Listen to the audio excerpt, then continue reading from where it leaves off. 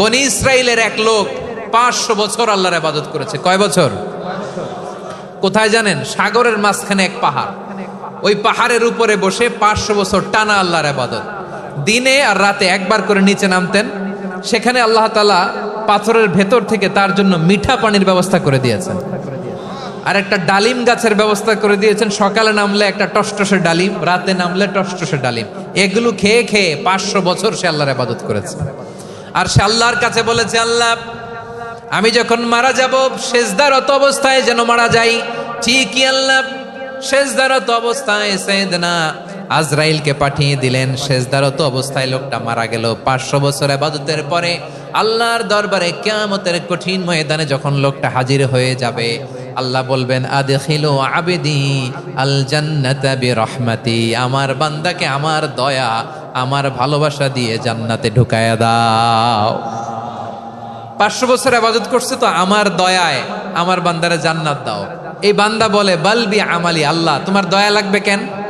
আমি আমার আমল দিয়ে জান্নাতে যেতে চাই। কি দিয়ে? কথা বুঝে নাই বোধহয়। আল্লাহর এই বান্দা কি দিয়ে জান্নাতে ঢুকতে চায়?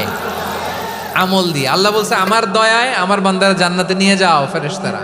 এ বলে, আল্লাহ তোমার দয়া লাগবে কেন? সেজদা তো কম দেই নাই, জিকির করতে করতে 500 বছর শেষ করে দিলাম, আবার তোমার দয়া লাগবে? আমি তো আমার আমলেই জান্নাতে যেতে পারি। আল্লাহ বলবেন, তাই ঠিক আছে, আমি চাইলাম দয়া দিয়ে জান্নাত দিব, তুমি চাইলে আমল দিয়ে ঢুকবা, ঠিক আছে, তোমার আমল আর আমার যে দয়া দুইটার একটু মাপ দেই। তোমার 500 বছরের ইবাদত এক পাল্লায় রাখো।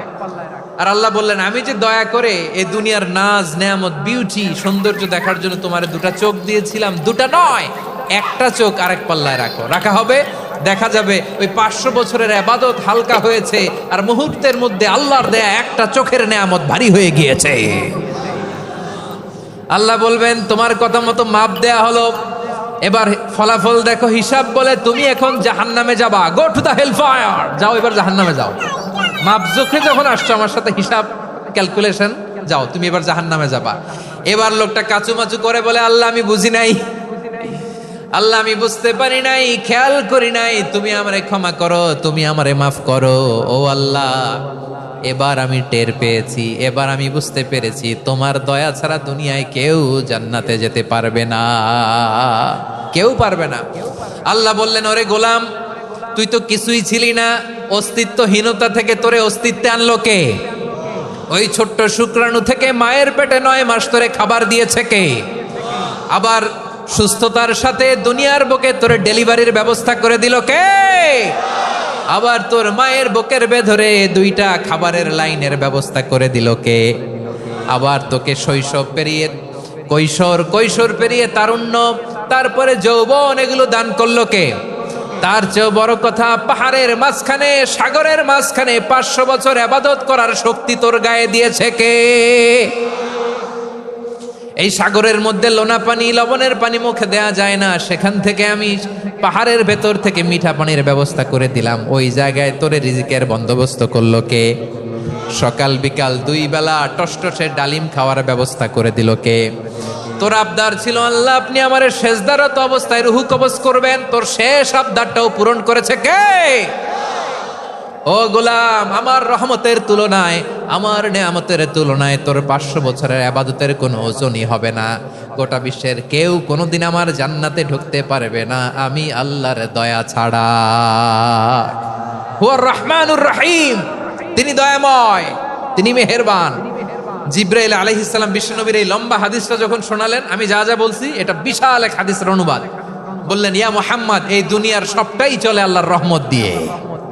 হাদিসের শেষ কথা, সব চলে আল্লাহর কি দিয়ে?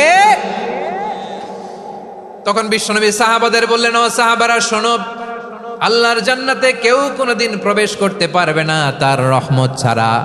সাহাবারা বললেন, ইয়া রাসূলুল্লাহ, আপনিও না?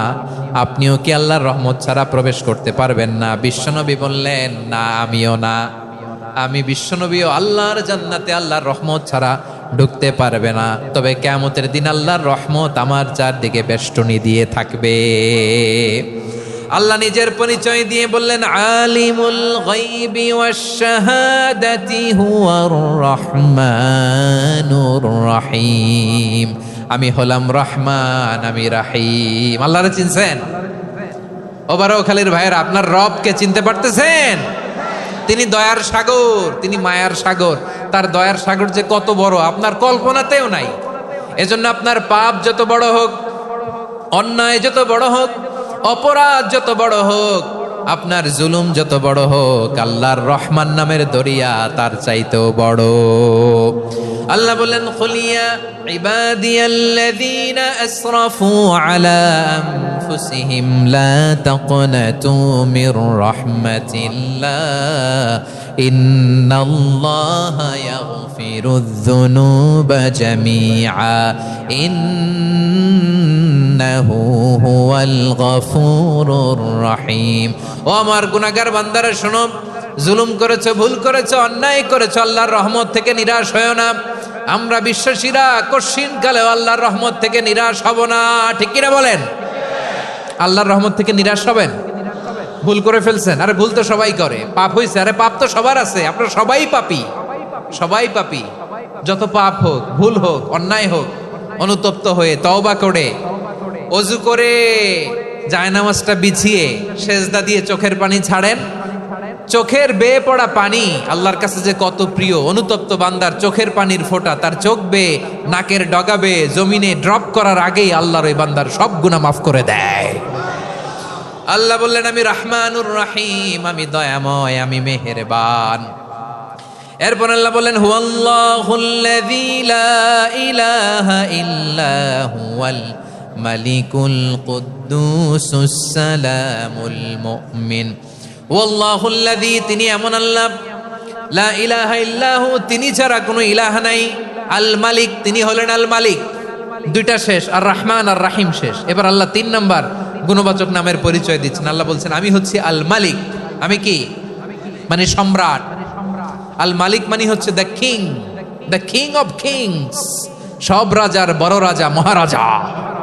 তার চেয়ে বড় রাজা আর কেউ নাই, তার চেয়ে বড় সম্রাট আর কেউ নাই, তার চেয়ে বড় ক্ষমতাধর সত্তা মহাবিশ্বে দ্বিতীয় কেউ নাই। চিৎকার করে বলেন ঠিক কিনা? তিনি আল মালিক। আল মালিক মানে ক্ষমতাধর, ক্ষমতার মালিক, রাজা ধীরাজ বাদশাহ। তার ক্ষমতা আর আমাদের ক্ষমতা একরকম নাকি? হ্যাঁ, আমাদের দুনিয়াতে ক্ষমতা অস্থায়ী ক্ষমতা, ঠিক কিনা বলেন? আইজ আছে কাল নাই, এরকম না ক্ষমতা? আল্লাহর ক্ষমতাও তো এরকম না, আইজ আছে কাল নাই এরকম। দুনিয়াতে দেখবেন কোন দেশের প্রেসিডেন্টের 4 বছরের ক্ষমতার মেয়াদ, কোন দেশের 5 বছরের। আল্লাহর কয় বছরের? 10 বছরের নাকি 20 বছর, 100 বছর। আল্লাহর ক্ষমতার মেয়াদ কতদিন বলেন? বুঝে থাকলে বলেন তো। চিরকাল তার ক্ষমতার মেয়াদ। চিল্লায় বলেন ঠিক কিনা? নিরঙ্কুশ ক্ষমতা, একচ্ছত্র ক্ষমতা বলতে যা বুঝায়, এই ক্ষমতা একমাত্র আল্লাহরই আছে।